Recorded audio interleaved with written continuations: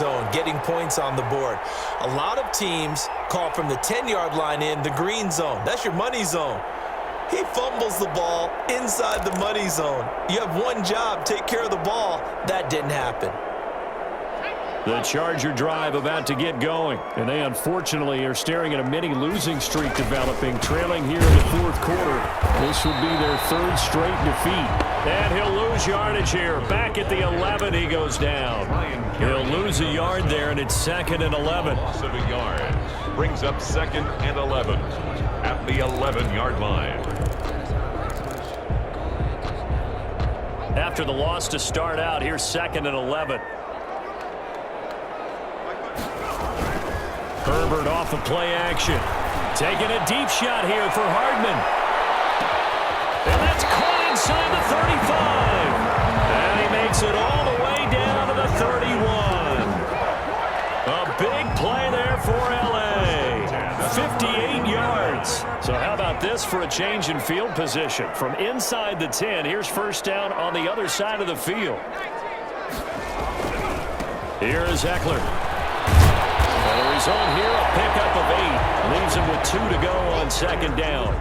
Brought down. That play wasn't quite as big as the play that preceded it, but still, got to like the way they're moving the football, partner. Absolutely. Pretty good room to run on that last play. Yeah, they didn't get a first down, but still, you'll take runs like that each and every time, won't you? Now a throw out to his fullback. It's complete. And he'll get it down this time to the 17. It's interesting because when I'm watching college football and I'm evaluating guys for the draft now, my list of fullbacks, pure fullbacks, it's a very short list. I'm probably evaluating more punters. And he takes it in for a Charger touchdown. Austin Eckler, his 4th touchdown on the year. And the Chargers, they're able to cut into that deficit. People always talk about one of his biggest strengths, running the football, vision, and he found the spot there, went into the end zone. You're exactly right about that. It wasn't just the vision, right? Once he saw the gap, decisiveness, made up his mind, and about the power to finish the play. Not only did he get good blocking, he created his own space as well. The kickoff team on the field now as they will send this one away. This is Tony Pollard. And he'll get it up past the 20 to about the 22. On the return, the Broncos take over 1st and 10 at their own 22-yard line.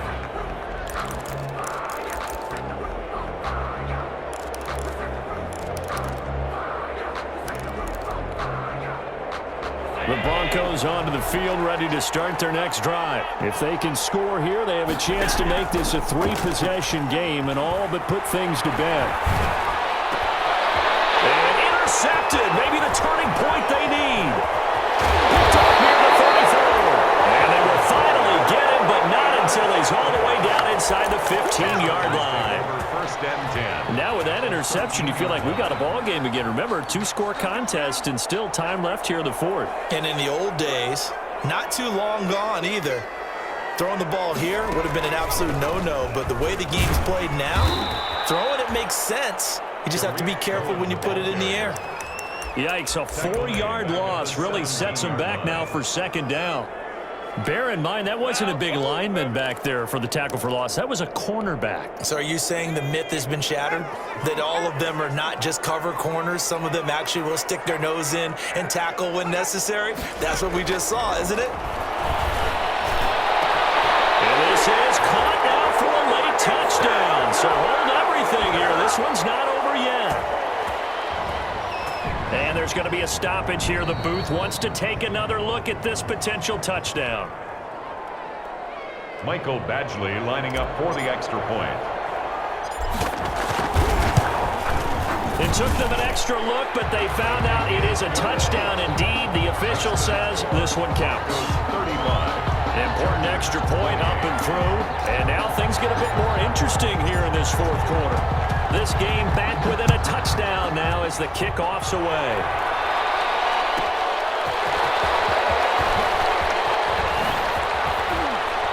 And he takes this near the 25. Just a little pass there. Call it the 26. 1st and 10 at their own 26-yard line.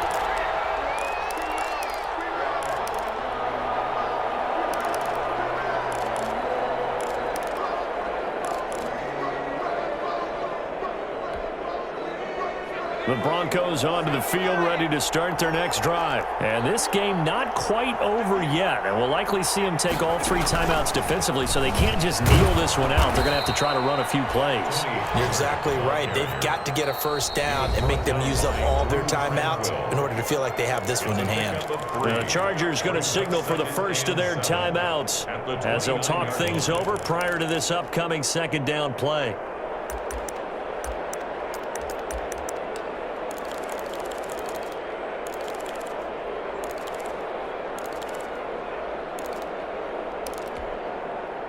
Have to imagine this will be on the ground as well as they come up 2nd and 7. And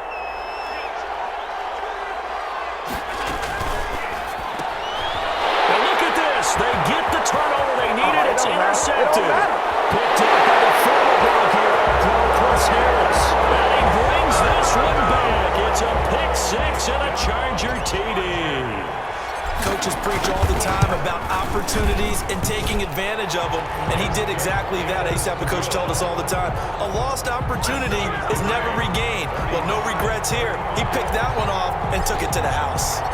So here comes the kickoff now, all even here in this 4th quarter. Fielded a couple yards into the end zone. And ultimately cannot get this out to the 25-yard line as he's dropped at the 23. Take over 1st and 10 at their own 23-yard line.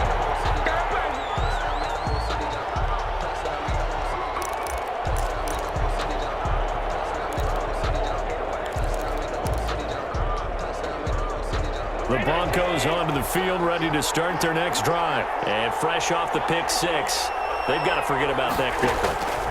In this case now, the guy throwing the ball. And this is going to be intercepted. Picked off at the 30. And he brings this one back. It's a pick 6 and a Charger TD. In a tie game 4th quarter, that's about as big of a defensive play as you can possibly make. And it didn't happen by accident. That was scouting right there. They've seen things that have happened before. They knew in certain situations type of plays they like to run, read it, and were able to go after the football, get it, and take it into the end zone for a touchdown for themselves. Now Pollard. And able to get this across the 20, but not much further as he's dropped at the 23-yard line. Over 1st and 10 at their own 23-yard line.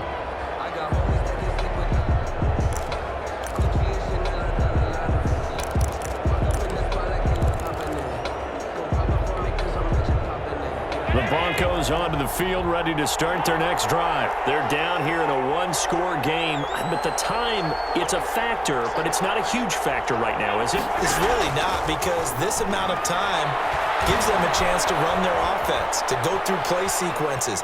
And this is what they work on every week in practice, usually on a Friday. They go over this type of a situation, late game situation. What are we going to do when we have the opportunity? They've called these plays a bunch of times. Now's their chance to execute them. They have the opportunity now. Here's the execution. And, oh, a crusher there as it's intercepted. Picked off at the 17. And the return here is stopped at the 35-yard line. Yet another interception, and I just had to double-check my math. But it is now 8 between last week and this week. Well, I just used a calculator. I didn't worry about double-checking it. But the thing that always throws me when you see quarterbacks in this type of a bad spot, they're trying to figure out what they can do to change it, and sometimes they try too hard, and they never get out of it. And that's where he is right now. He's just locked in a really bad way. Now the Broncos are going to call the first of their timeouts as they stop it here with just under 40 seconds to go in the game. 2-yard line. So they come up on 2nd down, and they can get another run like we just saw. Would likely put an end to this thing.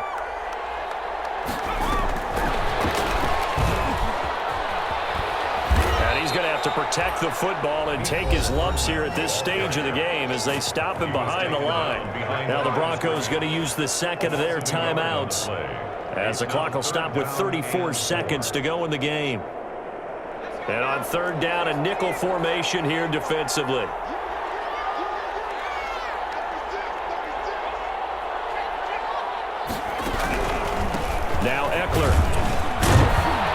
this is going to depend on the spot, but it's not a very generous one. He looks to be about a yard or so short. Now the Broncos will use their third and final timeout as they get it right at the 32nd mark of this fourth quarter. Here's Matt Hawk now as he'll punt it away for the fourth time today. Oh, it's a wobbler here.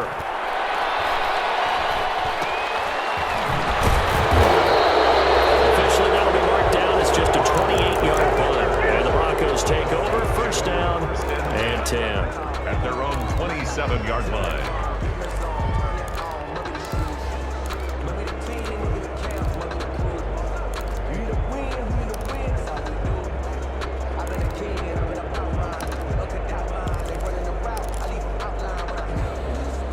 The Broncos onto the field, ready to start their next drive. One possession game, time very much a factor. How does the offense handle this situation?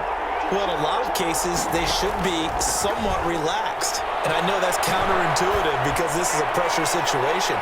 But this is Friday practice every week of the season. You go over this situation, having to go downfield, limited timeouts, got to get out of bounds and keep the drive going and set yourself up. Defensively, you can't just lay back and let them do whatever they want. So it is a cat and mouse deal here. How much pressure will the defense bring, and how much pressure can the offense handle? We're going to find out. Now a deep ball there on second down, but it'll wind up incomplete. For Will Fuller, incomplete. Casey Hayward on the coverage.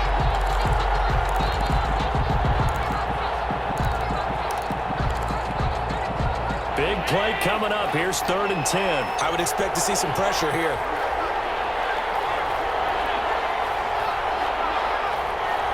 The pressure drops off as they'll look to throw. He's going to let it fly.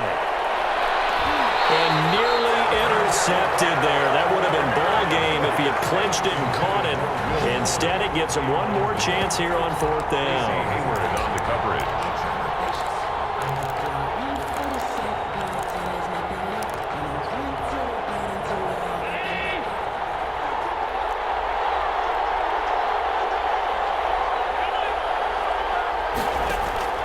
One final shot. They'll look to throw.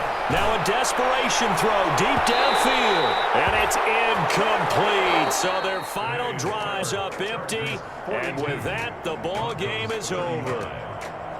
Well, Charles, it's one thing to win. It's another thing to win and put up the amount of points that they did. Boy, were they clicking on offense. They can't help but feel great about themselves, can they? I mean, what a game to put up that number of points, continually feeling like they're moving the ball and things are working and clicking. They think that they can bottle this and carry it with them. And as an offensive coordinator, you just don't think you can do anything wrong. Whatever you call, run, pass, it's all going to work. That's called being in the zone. So for the Chargers, it'll be a .500 start as the win gets them back to 2-2. So that'll do it for us. For my partner, Charles Davis, and all the hard-working men and women on our crew, I'm Brandon Gaughan. You've been watching the NFL right here on EA Sports. With that, we say so long, everybody.